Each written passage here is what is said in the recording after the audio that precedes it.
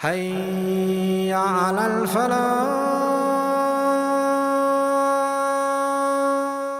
Allah says, don't even go near fornication, adultery, az-zina.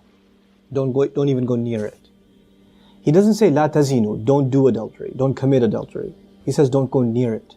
In other words, there's the act itself, and then there is a series of smaller acts that lead to it. It's got a perimeter around it, and you can't even go close to it. One has to understand the language of the Quran and the sensitivity in which it deals with this subject to appreciate the wisdom of Allah Azza wa Jal and how He's counseling us in dealing with this problem.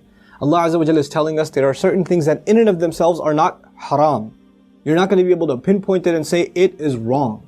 But when you get involved in it, you're going to get sucked into a gravitational field, and it'll pull you in slowly and surely, little by little by little, and eventually it'll get you. Eventually it'll come at you. You know, one of the things we learn about Shaitan that is remarkable to me is that he's extremely patient. He won't get you one shot. He'll come at you and he will put a little bit and a little bit and a little bit and a little bit until he destroys your character. He won't come and make you do the wrong thing right away. You know? Even in the story of Adam alayhi salam and Hawa, the way he approached them in Surah Al-A'raf is really interesting. He was relentless. It wasn't just one time. Like we assume that he just came and said, hey, tree, doesn't it look good? And he was gone. No. He was extremely relentless. And he kept at it and he kept at it and he kept at it and he built this idea in them until they would think it's their idea.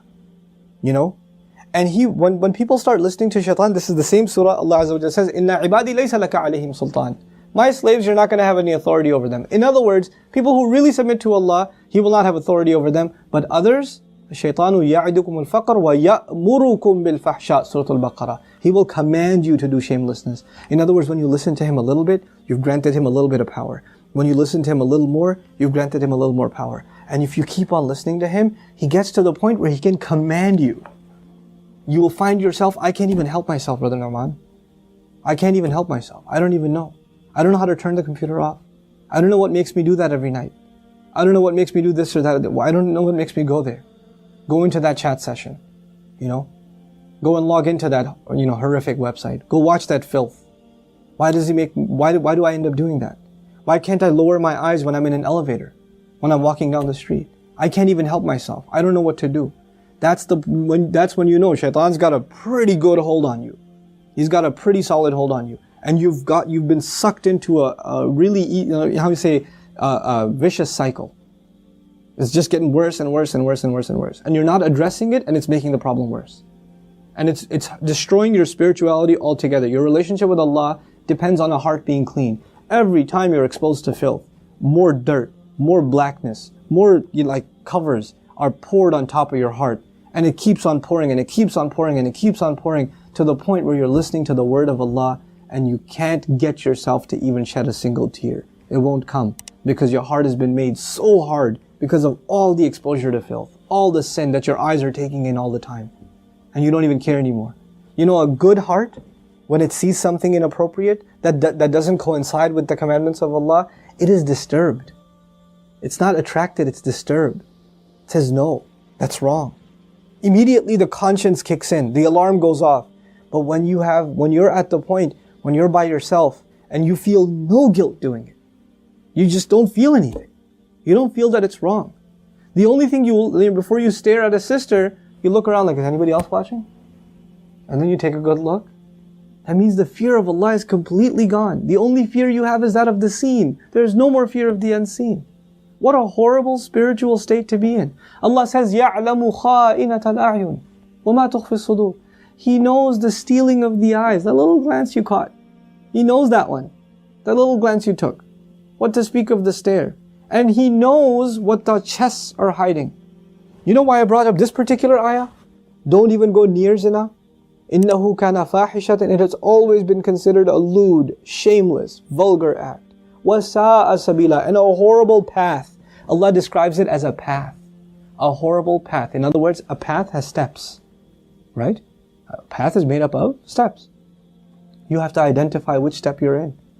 What makes you get into this? And for each of you, there's a process, there's a cycle. You're in a room by yourself. You know, after school, you've got a couple of hours before your parents get home. You know, you're among a bunch of friends that don't have any standards. You have to identify what leads you to this sin every time, and you have to cut it in its tracks. You have to stop going down that path. وَسَاءَ سَبِيلًا. What's amazing to me about this ayah, where it's situated. Right after this ayah, Allah says, don't murder people. وَلَا تَقْتُلُوا النَّفْسَ الَّتِي حَرَّمَ اللَّهُ إِلَّا بِالْحَقِّ.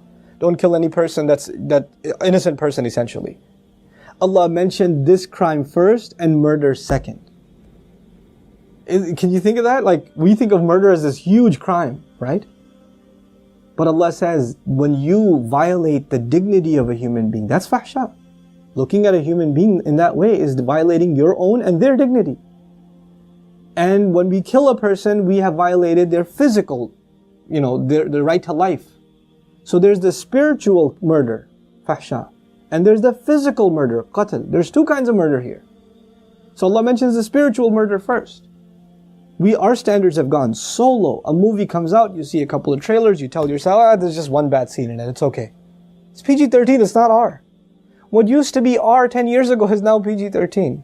What used to be PG-13 is now PG. They put filthy scenes in everything now. And we don't even care about the spiritual price we're paying. It's affecting our prayer, it's affecting our dua, it's affecting our character. It's affecting our family life. It is. And we don't care. We just think, hey, that's life, bro. Come on, live in the times. It's alright. That's just what it is now. What can you do? So many of you don't care what kinds of pictures you put up of yourselves on your Facebook pages. I stopped going on Facebook for a reason. I don't say that Facebook is haram or whatever, but for me personally, I couldn't do it anymore. I just couldn't do it. I stay in, we'll put something up on our Bayna thing, like an announcement or this or that. But for socializing, just the things I saw were so disappointing. Like, how can you do that? You're Muslims. How can you post pictures like that? Have dignity for yourself. Have dignity for your family. Guard your gaze. Start with your eyes. The zina of the eyes, and everything else goes from there. Everything else goes from there. But the last thing I'll tell you today, inshallah ta'ala at least, is something about the word fahisha, which I'm translating as shamelessness or lewdness or vulgarity. The Arabic language has roots that are close to each other. Wahash and fahash. Wahash actually means wild animal.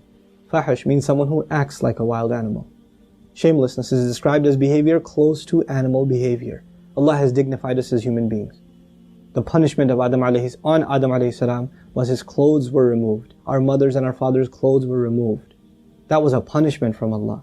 And immediately they recognized that they need to cover themselves. They didn't learn to cover themselves from a society. It wasn't society that taught them to be shameless. Nowadays your anthropology professor told you, it's society that makes us dress in clothes. It's a sociological thing. We learn to dress and cover ourselves over history, but naturally we're just supposed to be the way we are, like all other animals. Adam alayhi salam didn't learn anything from any society. He was given a consciousness, and the moment his clothes were removed, he's trying to cover himself. Our mother's trying to cover herself. We are supposed to be a people that guard ourselves with covering, and we dignify others by not looking at them. Even if they don't have dignity for themselves, we should have dignity for them and not look. Because they are in the end a creation of Allah. Even if they're a disappointing creation of Allah, they are a creation of Allah. And we have more respect for ourselves and for humanity in general to not look at it as animals look at other animals. May Allah Azza wa Jal make us spiritually healthy and alleviate us from this growing and ever increasing spiritual problem, and that is of not being able to lower our eyes.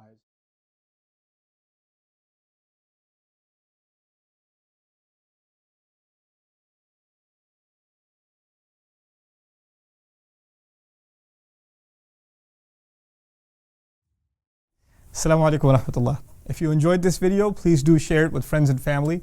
If you want to see more videos from this series, click on the box at the top. If you want to see other videos, click on the box at the bottom. And don't forget to hit the subscribe button. Thanks.